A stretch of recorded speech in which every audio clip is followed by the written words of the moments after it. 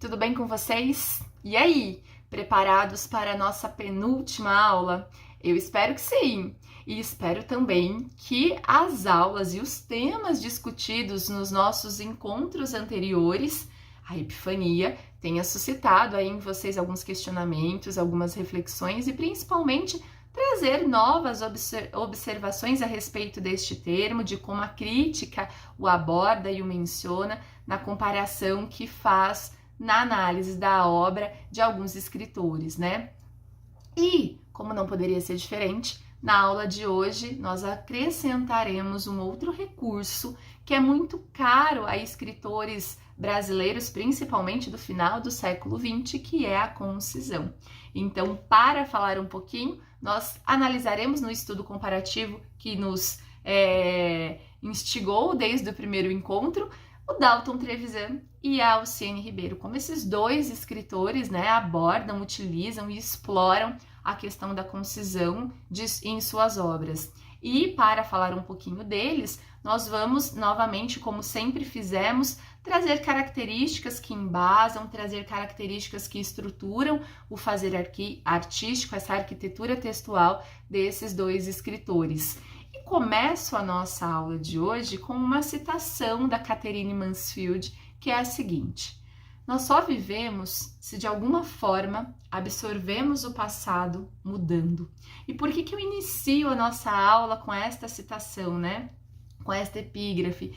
Porque na leitura que faço, os dois escritores em estudo, em análise na nossa aula de hoje, eles absorvem o passado, eles se apropriam dessa tradição do conto e mudam, né? E trazem novas perspectivas, trazem novos nuances, muito contextualizado com o momento presente, com a vida presente, com todas as questões que engendram o contexto social e a literatura como arte refletindo todas essas questões.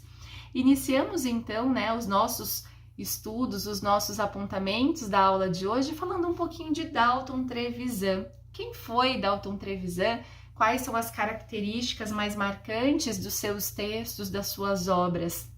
É isso que nós veremos um pouquinho e também como ele se apropria e utiliza da concisão.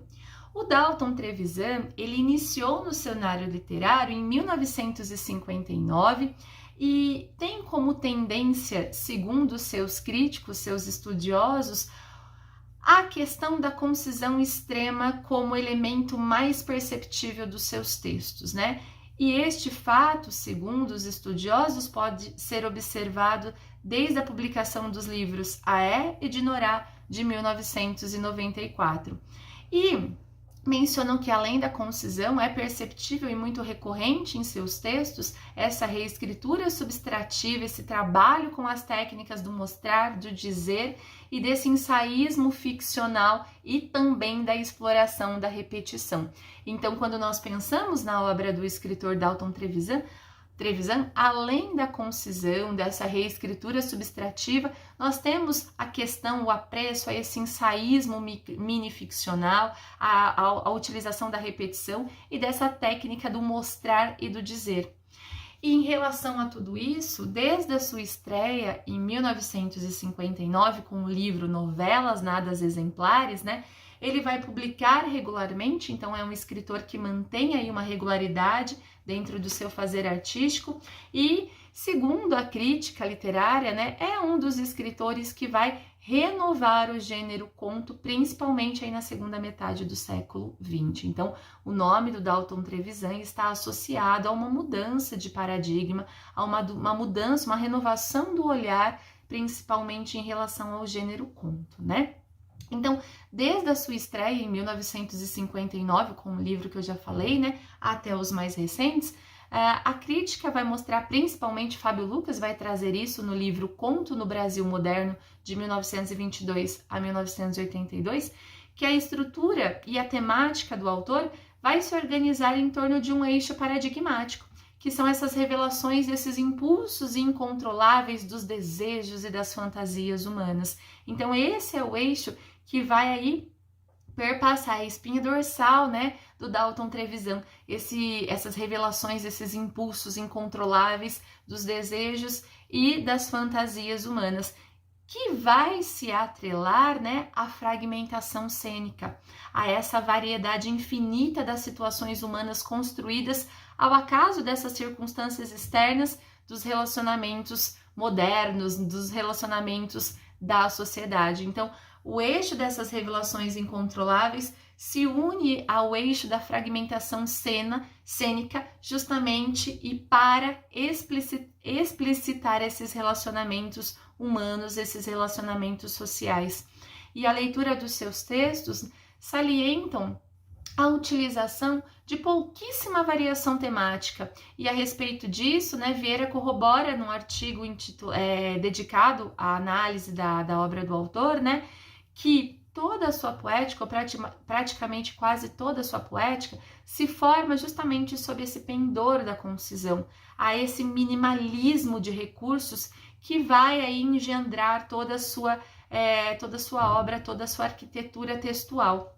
E desse modo, né, as suas histórias, na maioria das vezes, elas são extremamente curtas quanto à forma e focada em relacionamentos falidos. E esses relacionamentos, né, eles podem ser tanto particular quanto públicos, mas eles são falidos quanto à matéria, quanto ao conteúdo, mostrando, como eu falei, e Fábio Lucas menciona, esse eixo dessa fragmentação cênica, dessas sensações e dessas visões incontroláveis dos desejos humanos, né?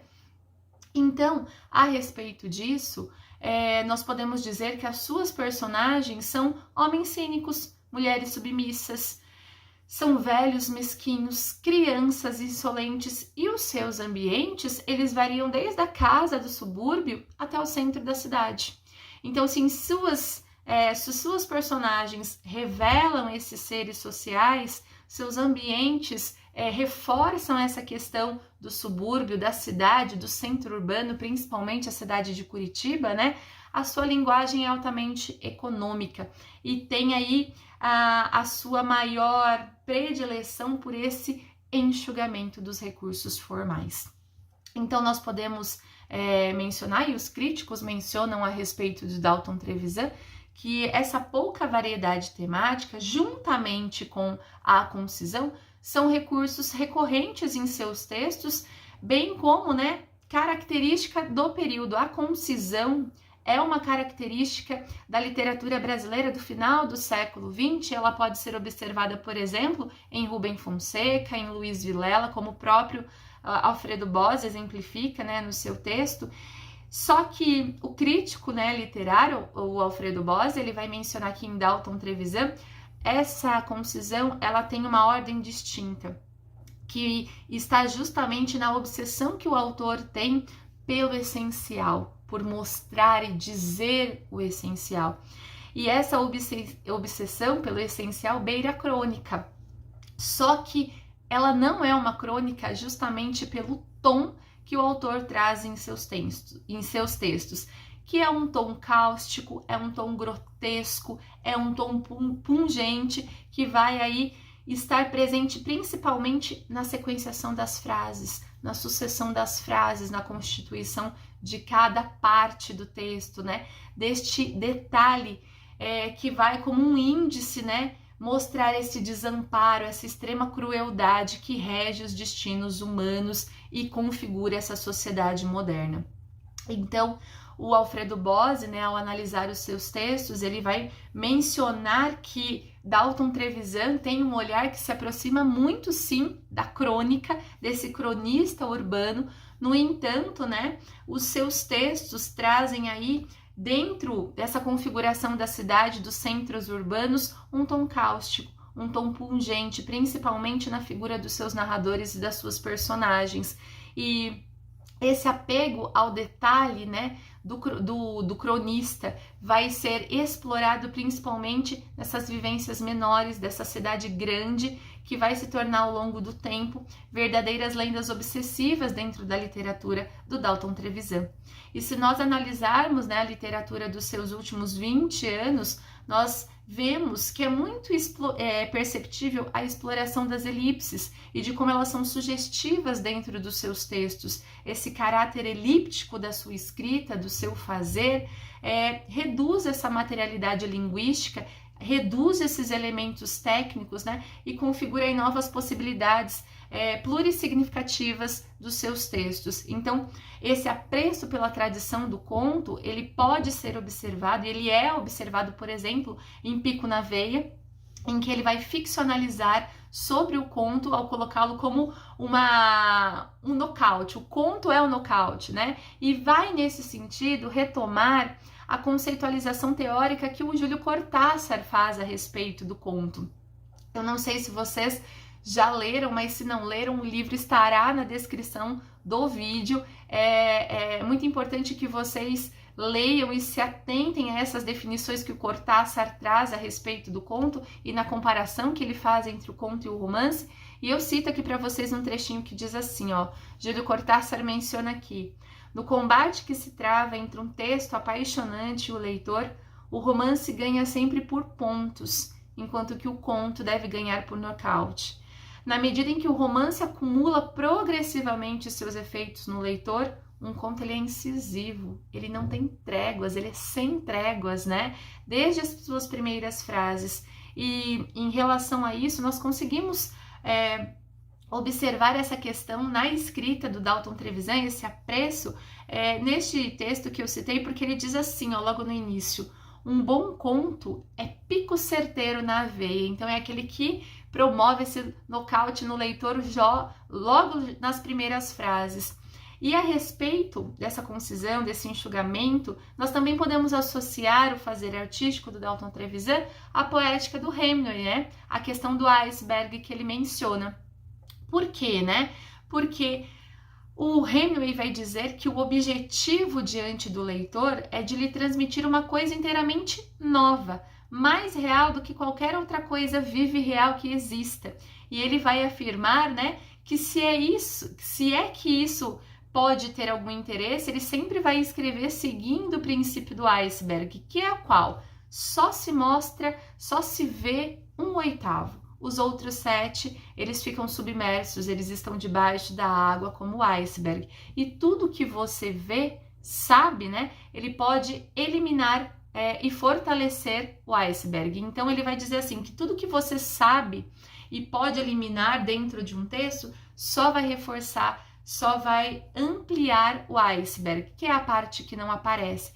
E dentro da escrita do Hemingway, né, nós temos essa questão da exploração dos vocábulos, da sequência linguística, da questão semântica e de como de todas as linhas de força do texto significam e trazem, né, dessa visão abaixo da água, vários sentidos, vários significados para os seus textos. E nesse sentido ele vai mencionar aqui, nós podemos notar que dentro do princípio do iceberg, né, nós temos aí uma metáfora que o Hemingway criou e inventou para definir o seu processo criativo, que vai traduzir perfeitamente esse procedimento utilizado pelo ficcionalista, né, que é a estratégia da alusão, com base nesse conhecimento e na experiência que ele havia adquirido. Então, é interessante observar como essas elipses, como essas alusões, elas só ressaltam aquilo que está submerso, aquilo que está abaixo da linha da água e que convida o leitor para desenvolver e principalmente para mergulhar em todas essas linhas de força do texto e trazer novos sentidos e novas leituras para a obra, né, para o texto. Então, ao analisar e ao ler a produção do Dalton Trevisan, principalmente, né, nas publicações de 20 anos, né, nós conseguimos perceber o apreço e como ele se apropria dessa tradição do gênero que Cortázar menciona como nocaute e também da questão do Hemingway, né, das alusões, das elipses e dessa escrita como iceberg. E além disso, se nós olharmos e nos debruçarmos um pouquinho mais a respeito da escrita do Dalton Trevisan, nós encontraremos um outro autor muito caro a este conto moderno, né, que foi o Chekhov, e principalmente o conto de atmosfera que o Chekhov produz. No escritor russo, né, os seus contos, as suas histórias não trazem problema, não há conflito, não há moral, todas as regras elas são violadas. A história ela é contada da maneira mais natural possível. E a caracterização das personagens é regada de pormenores pequenos e notáveis, em que a cada descrição, né, um detalhe ganha cena. E mesmo que em seus contos essas descrições elas são presentes, não há ritmo crescente, né? As histórias caminham para essa fluidez natural dos acontecimentos, sem que nada modifique estes fatos no seu final. Então, a cosmovisão que centra e engendra os textos do Tchekov, né, elas estão principalmente na beleza e nessa comiseração pelo humano, que vai, de certa forma, né, reiterar aquela afirmação do Dalton Trevisan que eu mencionei a vocês no início, né, que dentro do texto Pico na Veia, um bom conto é um pico certeiro na veia. Então, ele se apropria de todos esses fazeres para compor a sua arquitetura composicional, para compor o seu fazer artístico. E uma das principais intérpretes, né, da obra do Dalton Trevisan, a Berta Waldman, ela vai refletir sobre esse processo de redução gradativa em sua prosa, principalmente, né, em mínimo múltiplo do conto ao haikai de Dalton Trevisan, em que ela vai dizer que desde os primeiros textos publicados, né, nos anos 50, nós conseguimos observar um traço que vai permear a produção do Dalton Trevisan, que é justamente a condensação. E que para alcançá-la, ele vai lançar mão da subtração, que basicamente significa exatamente isso, suprimir, enxugar as frases, enxugar esses trechos dos seus contos pela técnica da reescritura. Então, ele reescreve. A reescrita é uma técnica muito natural e do Dalton Trevisan, e por meio dela, esse enxugamento, essa condensação, essa concisão é explorada ao extremo. E nesse mesmo sentido, né, o Michel Vieira, ele vai dizer que em estudo, em artigo sobre o escritor Dalton Trevisan, ele vai dizer que nós conseguimos encontrar e ver esse caráter da condensação, do enxugamento, da concisão nas mini-histórias produzidas por Dalton Trevisan, em que nós já temos esse fato, né, da mini-ficção chamando atenção principalmente nos livros de 94, o Aé e o Dinorah, e de como ele vai tender aí para esta temática contemporânea, que é o mini-conto, o conto curto, o microconto, que será tema da nossa próxima aula, certo? Então, o Vieira, ele acrescenta ainda a respeito de Trevisan, que essa técnica de mostrar, sobrepujando o dizer, vai conferir um apego e um desapego estrutural na medida em que a voz dos narradores e das personagens tem um mínimo interventivo dentre os seus textos, né? E nós também podemos pensar que nos textos, né, do escritor, sem a intromissão de um narrador, o cerne da literatura de Trevisan é feito. Então, nós temos o diálogo, a concisão, nós temos a condensação, nós temos a alusão por meio desse enxugamento das frases, desse apreço, né, por essas linhas de forças subterrâneas e submersas ali do texto, que trazem à tona todas essas questões, que vão mostrar justamente dentro desse cenário urbano esses desejos, esses tipos suburbanos que se revelam por traços estigmatizados exteriormente, mas também pela própria linguagem, né? Então, essa fragmentação cênica do escritor vai se construir principalmente por essa interação das personagens. Nesse sentido, outro recurso que o autor vai utilizar bastante, vai explorar, é a repetição. E a respeito dela, a Catherine Funk, né, vai dizer que o Dalton Trevisan é um transgressor nesse sentido. Por quê? Porque a continuidade da vida, né, parte de uma história já contada, já morta, já publicada, mas modificada. E aí nós relembramos, né, a epígrafe que nós iniciamos a nossa aula da Catherine Mansfield. Então, esse eterno retorno a si mesmo, de si mesmo, que traz novamente o diferente. E aí colocaria o Dalton Trevisan como um vampiro, que aceita a vida após a morte e as suas histórias, né, como condição para manter a própria vida literária, a sua própria escrita literária. E ela vai complementar a Catherine Funk dizendo que o vampiro não está só no plano do conteúdo, mas também no próprio procedimento literário.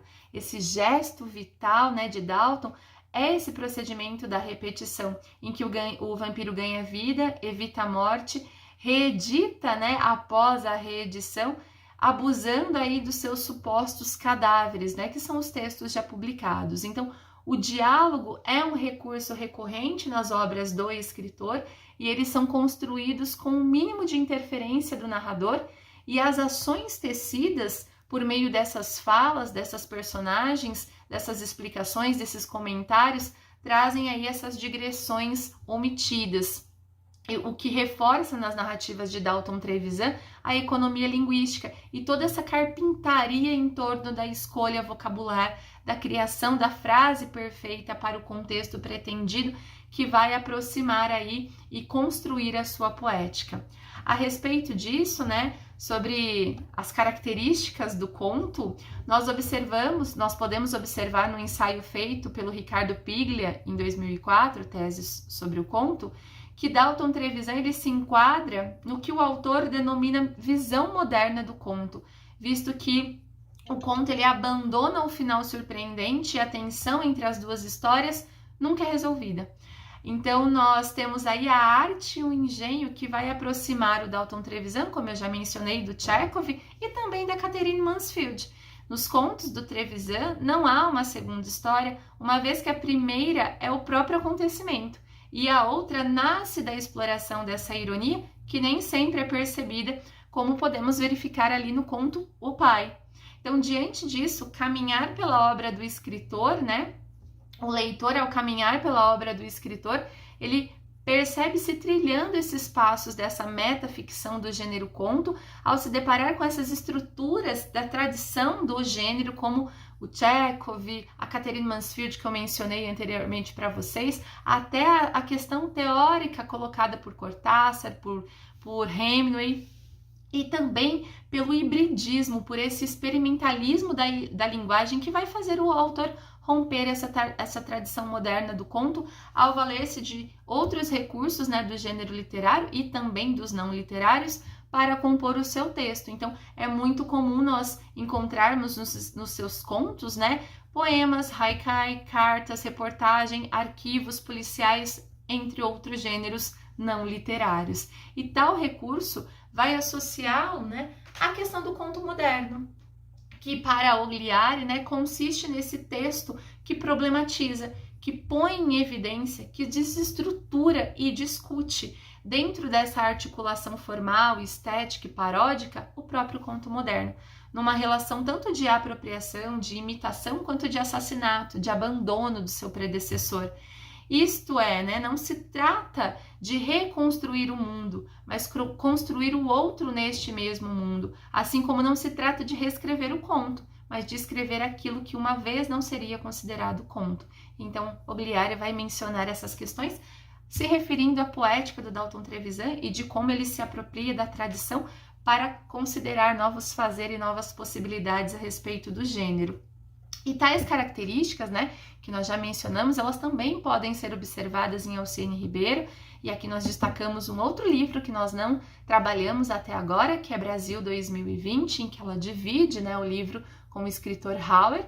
É um livro composto de 8 contos, 4 da Alciene Ribeiro e 4 de Hauer. Foi publicado em 2020, né, então durante a pandemia, e as histórias, né, nos 8 contos que compõem o livro, nós temos aí histórias que explicitam essa virulência que assola a história política do país de maneira escancarada pela arte magistral dos escritores, pelas frases ambivalentes construídas, pelas metáforas trazidas, pelas ironias tecidas nos textos e também por esse diálogo carregado de um silêncio loquaz que assinala esses sintomas e as agruras da realidade do país, salientada principalmente com a pandemia do coronavírus. O título, né, do livro, Brasil 2020, já é um expoente metonímico dos contos e dessa contiguidade referencial visível deste Brasil minúsculo, né, que eles colocam, e da leitura desses 8 contos emanam aí essa causalidade corrosiva da política pretérita e contemporânea do país, que o leitor pode constatar sem interpretações, visto estar escancarado no texto, e esse efeito deriva desse Brasil, escrito com letras minúsculas, reduzida essa trivialidade insuflada desses vermes cáusticos, né, que definham abertamente a democracia, murcham as perspectivas irrisórias de seus habitantes e definham aí a própria identidade. E nesse sentido, a leitura dos contos, né, principalmente dos 4 contos da Alciene, que é o estudo que fazemos aqui, ressalta esse apreço da escritora por essa depuração do fazer linguístico e literário, que como grande mestre, né, e que preza esse primor da tradição artística do gênero, vai constituindo e ao mesmo tempo trazendo novas possibilidades, novos olhares para esta poética do conto. E dentro dos 4 contos da Alciene Ribeiro, nós podemos perceber como a brevidade, né, e a unidade formal são elementos que matematicamente são planejados em seus contos, que aproxima, né, da arte poética do Edgar Allan Poe, pois permite aí ao leitor acompanhar essa tensão que vai se intensificar a cada parágrafo, para que desse desfecho submerja aí a reflexão, essa ruptura diante dessa alienação anímica e imberbe que faz do indivíduo aí uma marionete desse sistema. E esse fazer artístico da escritora vai ressaltar esse homem moderno, esse centauro desesperado, esse meio máquina, meio homem, meio anjo, meio fera, que exposto, né, pelo silêncio eloquente e difundido pela sequência dos acontecimentos narrados nos 4 contos, conecta a fluidez dos fatos à naturalidade da vida representada, como nós já mencionamos anteriormente, Tchekhov fazia em seus contos. Então, é interessante que ao ler os contos, nós navegamos, nós caminhamos por toda essa tradição do conto moderno, né? E também estamos diante de novos fazeres, de novas percepções e olhares a respeito da poética do conto.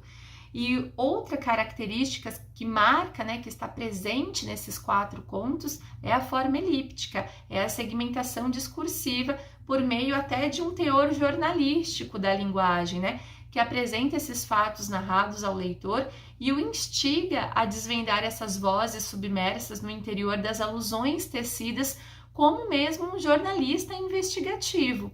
Dos discursos diretos utilizados, né, pela autora, nós temos aí a evidência, o jogo entre o dito e o não dito, entre o visto e o não visto, e entre o que é narrado e apenas apreendido pelo narrado. E a forma concisa, enxuta, reticente, adquire juntamente com os períodos simples, as reiterações lexicais, esse tom de inconformismo, exibindo essa realidade virulenta do país, exposta, né, sem margem para esses subtendidos espaços e essas possíveis interpretações. Então, esse discurso cumulativo, esse vocabulário ímpar que a escritora traz, né, em seus contos, atualizam a referência espacial, interligam o passado ao presente e reiteram esse caráter cíclico do país, da história do país, né? Nos 4 contos, a intencionalidade comunicativa do discurso é sugerir, é enviesar, é despistar o leitor desses fatos ocorridos, mas ao mesmo tempo expor a esta realidade, instigá-lo a construir novas tramas, afastá-lo, né, de todo esse despotismo brasileiro. Ou seja, se a gente retomar o que nós já vimos, é nocautear o leitor por meio de todas essas técnicas, de todos esses usos, com essa intencionalidade comunicativa.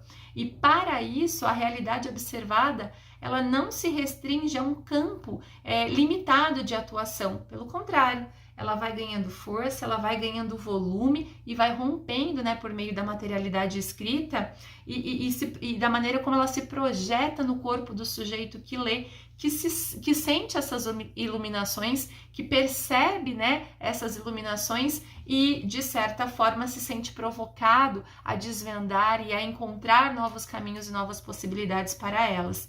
Então, como em Trevisan, nos contos da Alciene analisados aqui, né, do livro Brasil 2020, a teoria do conto é revisitada e do silêncio desse diálogo, das reticências, da concisão, desse enxugamento, dessa condensação, surgem aí iluminações que incitam a mudança do olhar e que propiciam uma montagem da realidade, visando aí uma desmontagem que, ao ser revista, pode ser transposta, como propõe o próprio Hemingway, né, que é essa questão das alusões, dessas linhas de forças do texto que faz, né, emergir novas histórias, novas possibilidades. Então, essas iluminações, por meio das pausas promovidas, por meio desses diálogos trazidos, das pausas entre os diálogos, extraem da palavra o seu poder restaurador.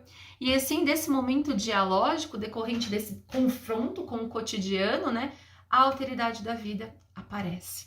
E esses questionamentos, eles se tornam evidentes, né? Eles ganham a cena.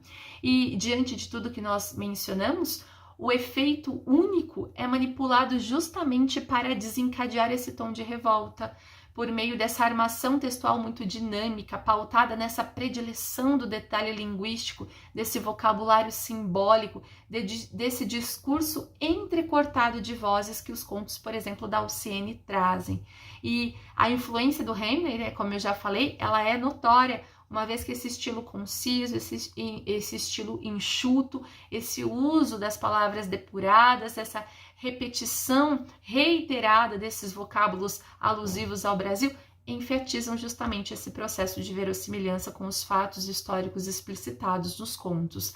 E disso tudo, né, resulta essa força criativa e artística da teoria do iceberg, que está justamente na naturalidade com que os elementos narrativos ganham força icônica e evidenciam esse garimpo lexical da escritora em captar o essencial e fazê-lo se destacar no texto, principalmente ao trazer essas cenas representativas do todo e dar ao mesmo tempo substância à trama, exibindo aí as histórias paralelas que nascem do entrecruzamento dessas histórias aparentes. Então, a Alcione Ribeiro, né, amplia essas possibilidades significativas ao narrar e principalmente ao alinhavar essas histórias no nível aparente, que é o aparato verbal, discursivo, ao nível submerso, que são essas estratégias narrativas, em que algo da profundeza vai dialogar com o que está na superfície e a superfície indica o que está nas profundezas.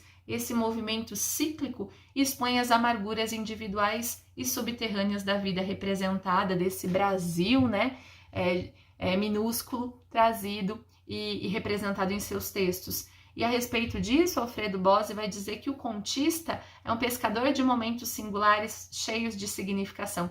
E tanto nos contos da Alcione quanto do Dalton Trevisan, nós temos essa metáfora empregada e explorada, né? Eles justamente captam esses momentos singulares e dão extrema significação a eles, né? Trazendo novas perspectivas, circunscrevendo a tempos e espaços precisos.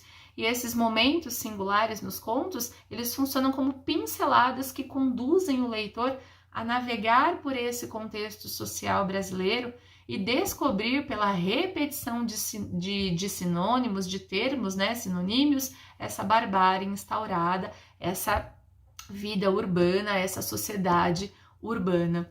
E a leitura, se nós pensarmos agora em Alcione Ribeiro, dos 4 contos do livro, ela desafia os limites do gênero conto por percorrer justamente esses modelos tradicionais, nós citamos alguns na aula de hoje, mesclando a esse hibridismo, a esse dinamismo, a esse pluralismo de cenas que, como câmeras, né, evidenciam esse cenário político brasileiro. E a cosmovisão do livro é justamente difundida pela articulação desses planos sintáticos, lexicais e semânticos que evocam aí uma terceira história que alude para a eclosão dessas posturas que lutam pela liberdade social diante da opressão, da censura, do medo e desse autoritarismo recorrente, né?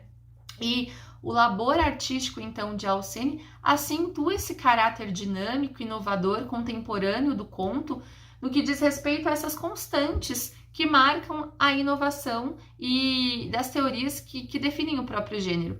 O conto, então, ele é definido pelos seus condicionantes culturais que vai reinventá-lo, que vai significá-lo na própria representação do tempo. Ele não possui limites físicos, né? Não admite esquemas reducionistas. Ele é a pura forma, ele é o puro conteúdo, né? É a pura ressonância, como Giardinelli afirma.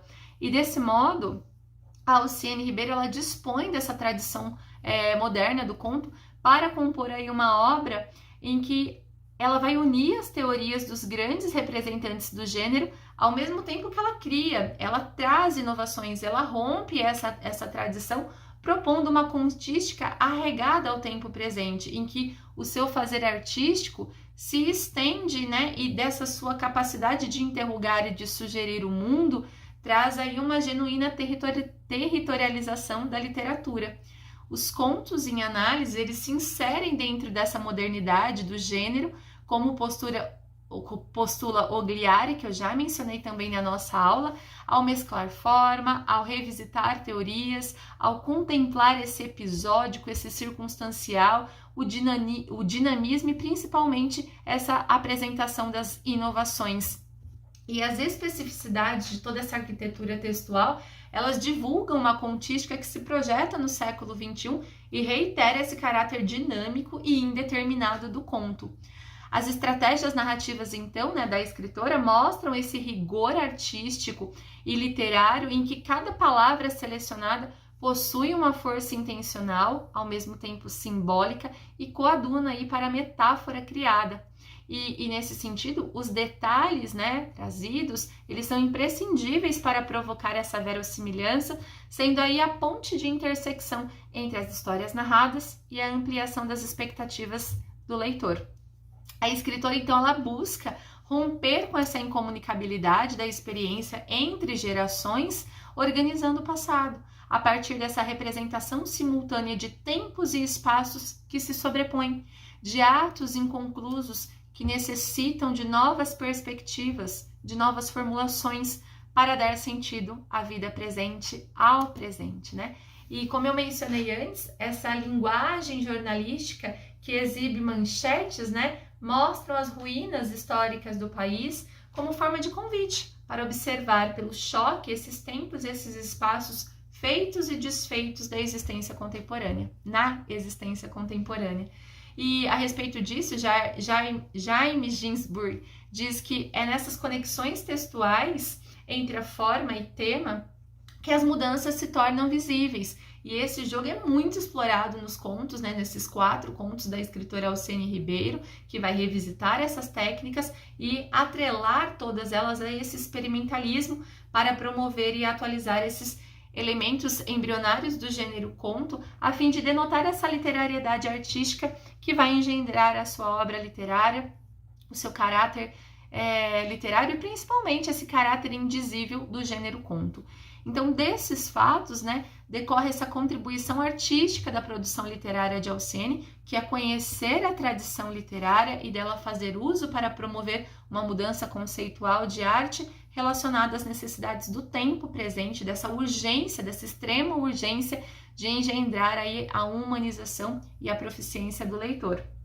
E tanto em Dalton Trevisan quanto em Alciene Ribeiro, né, nós vemos o quê? Essa concisão, essa alusão, essa sintaxe, essa pontuação, esse caráter híbrido do conto imprimindo ritmo, né? E principalmente explicitando essas questões pretéritas, essas questões urbanas que caracterizam a sociedade urbana, fazendo e trazendo principalmente uma nova contribuição para o presente, uma nova observação e rememoração, né, de todas essas ações humanas que por meio dos tons impressos nos textos, né, mostram e caracterizam o nosso país. As estratégias narrativas, então, concedidas ao narrador exprimem, principalmente nos textos da Alciene Ribeiro, né, um rigor deste fazer artístico e literário, que como uma pescadora, né, de singulares momentos, como o Alfredo Bose traz, ela vai captar aí a palavra e dá à palavra essa força simbólica, essa força sugestiva para compor aí a metáfora dessa dissonância, dessa fragmentação que vai configurar a existência presente. Então, Em Dalton Trevisan e Alciene Ribeiro, eles concebem a literatura como arte que, constituída desse universo feito de palavras, revisita, é uma forma de revisitar os textos passados para infundir novos matizes do gênero conto, adequando a representação da vida presente, né?